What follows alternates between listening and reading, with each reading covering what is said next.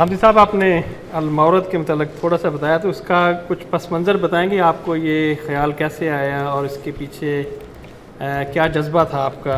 क्योंकि आपको तो बहुत से लोग जानते हैं वर्ल्ड वाइड, लेकिन आपके अदारे को इतनी पज़ीराई हासिल नहीं हुई। जी, मैंने जब शऊर की आँख खोली तो मुझे ये ख़्याल हुआ कि हमारे मुल्क में अगर कोई शख्स इंजीनियर बनना चाहे, डॉक्टर बनना चाहे, कोई बिज़नेस एडमिनिस्ट्रेशन में जाना चाहे, किसी और इल्म फ़न में, तो उसके लिए बहुत जगह है, बड़ा कैरियर मौजूद है। लेकिन अगर कोई शख्स ये फ़ैसला करे कि मैं दीन का स्कॉलर बनना चाहता हूँ, जिसकी ज़रूरत है कि आला दर्जे के लोग इस मैदान में भी आए, तो उनके लिए कोई जगह नहीं है, यानी वो क्या करें।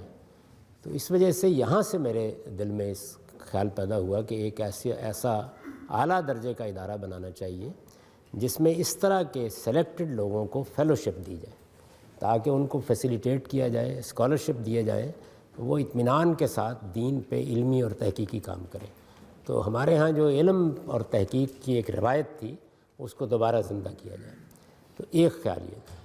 उसके बाद फिर दूसरा पहलू उसमें नुमायाँ हुआ, और वो ये था कि आम आदमी को दीन में एजुकेट करने के लिए लोग तैयार नहीं। लोग तबलीग करते हैं, एजुकेट नहीं करते। यानी हर फ़िरका, हर गिरोह, हर आलिम अपने नुक्ता नज़र की तबलीग करता है। तो लोगों को एजुकेट करने का कोई एहतमाम होना चाहिए, वो दीन का हकीकी इल्म हासिल करें।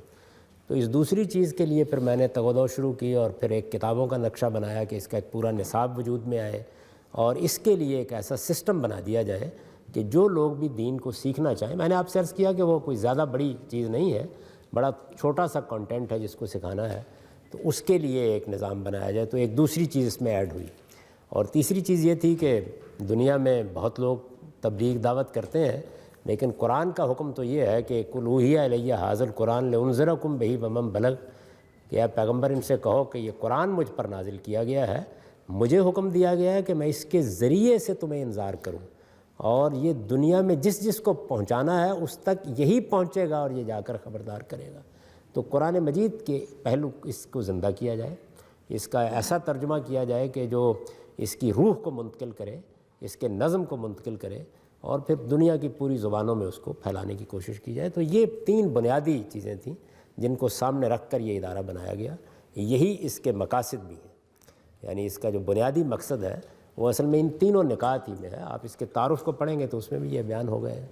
तो इन्हीं चीज़ों को सामने रख कर ये जद्दोजहद बरसों से हम कर रहे हैं। ये एक बिल्कुल कोई जमात नहीं, कोई तंजीम नहीं, ये बिल्कुल ऐसे जैसे आप कोई यूनिवर्सिटी बनाते हैं, जिस तरह आप कोई कॉलेज बनाते हैं, ऐसा ही एक इंस्टीट्यूट है जो ये काम कर रहा है।